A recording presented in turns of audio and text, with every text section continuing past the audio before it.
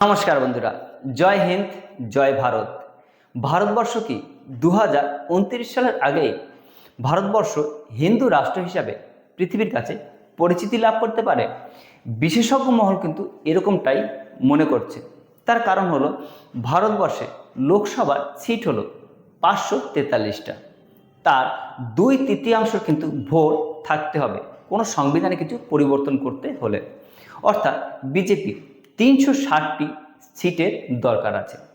এবার কথা হলো, যেভাবে এই আঞ্চলিক দলগুলোকে ভেঙে কেন্দ্রীয় সরকার তার নিজের দিকে নিয়ে যাচ্ছে, তাতে কিন্তু বিশেষজ্ঞ মহল বলছে যে 2029-এর আগেই হয়তো ভারতবর্ষকে হিন্দু রাষ্ট্র হিসাবে ঘোষণা করবে।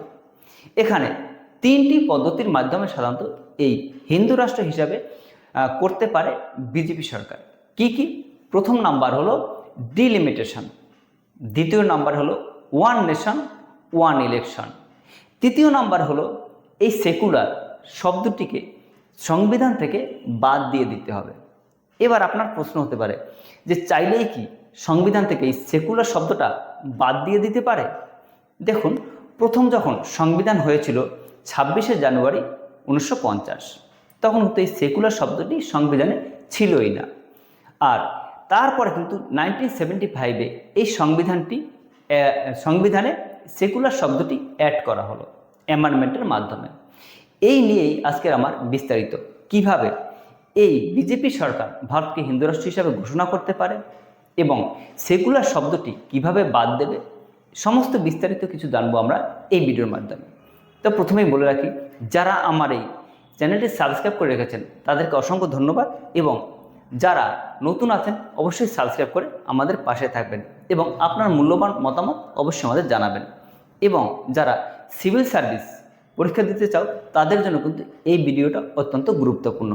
এই ভিডিওর মাধ্যমে আমরা জানব কিভাবে সংবিধান থেকে কোনো কিছু বাদ দেওয়া যায়, কিভাবে সংবিধানে কোনো কিছু অ্যাড করা যায়, কিভাবে লোকসভা এবং রাজ্যসভার মধ্যে এই সিটের ব্যালেন্স করা হয়, আর বিজেপি কিভাবে এই হিন্দু রাষ্ট্র হিসাবে ঘোষণা করতে পারে, তাদের কি কি পদক্ষেপ হওয়া উচিত। তো প্রথমেই আমি আপনাদের একটি বই দেখিয়ে নিই। যারা সিভিল সার্ভিস পরীক্ষা দিতে চাও, এই বইটি থেকে আমি কিন্তু খুঁটিনাটি সমস্ত কিছু বলেছি। তো যারা সিভিল সার্ভিস দেবে তারা একটি খাতা এবং পেন নিয়ে বসতে পারো। তোমরা সবাই নিশ্চয়ই জানো যে যারা সিভিল সার্ভিস দেয় তাদের কাছে ইন্ডিয়ান পলিটিতে এই বইটিকে পলিটির বাইবেল বলা হয়। তো যাই হোক, প্রথম থেকেই শুরু করি। এবার এই যে আমাদের ভারতের সংবিধান, প্রথম কিন্তু সংবিধানে সেকুলার এই শব্দটি ছিলই না। এই শব্দটি প্রথম এনেছিলেন প্রাক্তন প্রধানমন্ত্রী মাননীয় ইন্দিরা গান্ধী ম্যাডাম।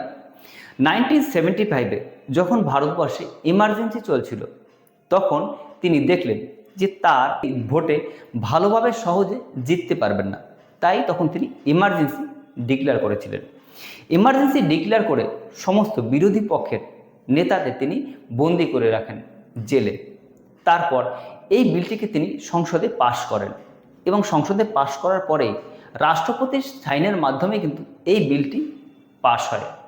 তখন ইন্দিরা গান্ধী এই সংবিধানে তিনি সোশ্যালিস্ট এবং সেকুলার এই দুটো শব্দকে অ্যাড করেন, যার ফলে সংবিধানে দাঁড়ায় socialist sovereign democrat republic of India. এবং এখানে তিনি এত কিছু চেঞ্জ করেছিলেন যে এই 42 অ্যামেন্ডমেন্ট 1975, এই 42 অ্যামেন্ডমেন্টকে ইন্ডিয়ান কনস্টিটিউশনে এটাকে বলা হয় মিনি কনস্টিটিউশন। অর্থাৎ এই এমার্জেন্সির মাধ্যমে তিনি এত কিছু পরিবর্তন করেছিলেন যে এই 42 অ্যামেন্ডমেন্টকে মিনি কনস্টিটিউশন বলা হয়। অর্থাৎ সময়ের প্রয়োজনে পার্লামেন্টে সংবিধানের মূল কাঠামোকে অপরিবর্তিত রেখে সংবিধানের কিন্তু সংশোধন করতেই পারে। কিন্তু এই প্রক্রিয়াটি কি, মনে করুন কোনো সরকার সংবিধান কোনো একটা ধারাকে পরিবর্তন করতে চায়, তখন সেই সংশোধন বিলটিকে লোকসভা বা রাজ্যসভার যে কোনো একটি কক্ষে অবশ্যই উপস্থাপন করা হবে। এবার বিলটিকে পাশ করার জন্য উভয় কক্ষেই মোট সদস্য সংখ্যার সংখ্যাগরিষ্ঠ এবং উপস্থিত ও ভোটদানকারী সদস্যের অন্যতম 2/3 ভোট লাগবেই। এরপর বিলটিতে যখন রাষ্ট্রপতি সাইন করেন, তখনই কিন্তু সেটি একটি আইনে পরিণত হয়। অর্থাৎ এইভাবেই কিন্তু ম্যাডাম ইন্দিরা গান্ধী তিনি এবার প্রশ্ন হলো যে বিজেপি সরকার এই সংবিধান থেকে সোশ্যালিস্ট শব্দটাকে কিভাবে উইথড্র করে নেবে।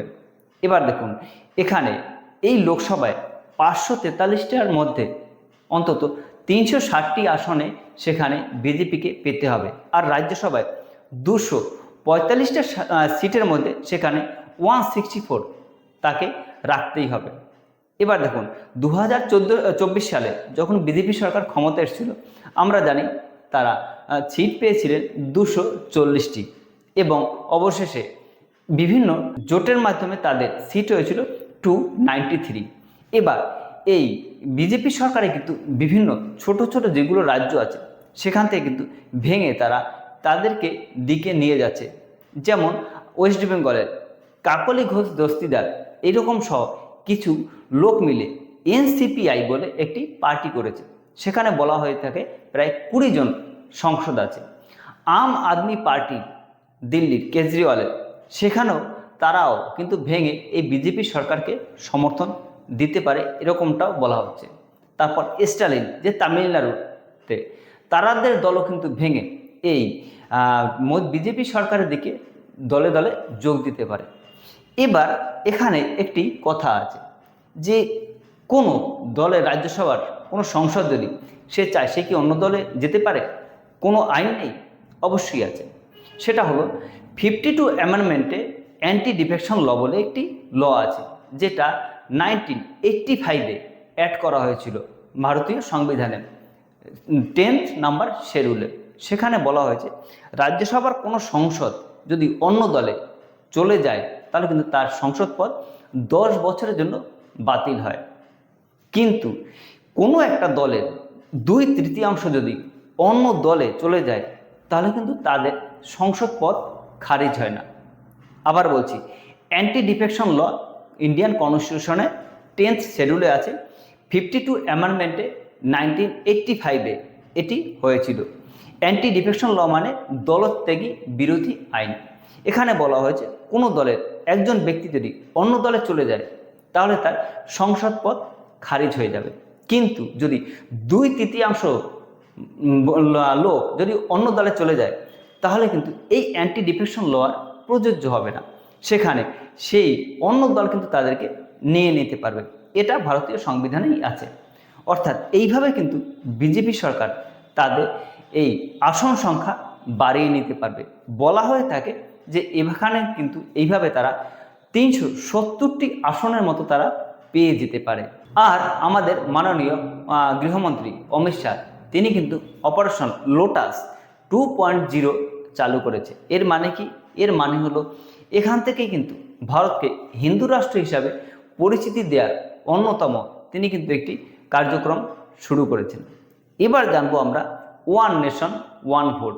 দেখুন, এখানে কিন্তু 2001 সালে সেন্সাস অনুযায়ী 2008 সালে একটি ল পাস হয়েছিল। সেখানে বলা হয়েছিল যে রাজ্যে জনসংখ্যা যত বেশি সেই রাজ্যে লোকসভার সিট তত বেশি হবে। যেমন কোন কোন স্টেটে জনসংখ্যা বেশি? সবচেয়ে বেশি উত্তরপ্রদেশ, বিহার, মধ্যপ্রদেশ, ওয়েস্ট বেঙ্গল। এবার লক্ষ্য করে দেখুন, এই সব জায়গায় কিন্তু সবচেয়ে বিজেপি সরকারই বেশি। বিজেপি সরকারই কিন্তু এই সব স্টেটে আছে, যার ফলে ওয়ান নেশন এবং ওয়ান ভোট এটা যদি করতে পারে তাহলে কিন্তু এখানে বিজেপি সরকার অনেকটাই এগিয়ে থাকবে।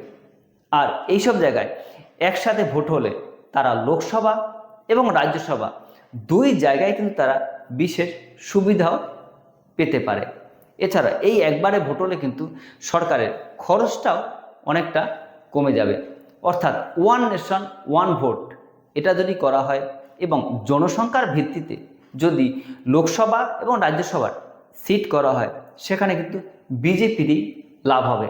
এছাড়াও 2029 সালে যে ভোট আছে সেই ভোটের লক্ষণেও কিন্তু বিজেপি কাজ করছে। এবার যদি আপনি দেখতে চান তাহলে দেখতে পাবেন যে তামিলনাড়ু, কেরালা বা এইসব জায়গায় কিন্তু খুব একটা জনবসতি নেই, অর্থাৎ এখানে বিজেপির সরকারও নেই, অর্থাৎ সেখানে সিটটা স্বাভাবিক কমই থাকবে। এবার যদি উত্তর পূর্ব ভারতের কথা আপনি বলেন তাহলে দেখতে পাবেন যে উত্তর পূর্ব ভারতে হেমন্ত যে আছেন বিশ্ব শর্মা তিনি কিন্তু উত্তর পূর্ব ভারতে প্রচুর সংখ্যক সিট বিজেপির দিকে যাবে বলেই মনে করছে। আর এভাবে যদি বিজেপি সরকার এই 360-এর বেশি আসন নিতে পারে এবং রাজ্যসভায় যদি এই 164 এর বেশি আসন পায়, তাহলে কিন্তু তারা যে এই সংবিধান থেকে সেকুলার যে শব্দটা আছে সেটা কিন্তু তারা তুলে দিতেই পারে।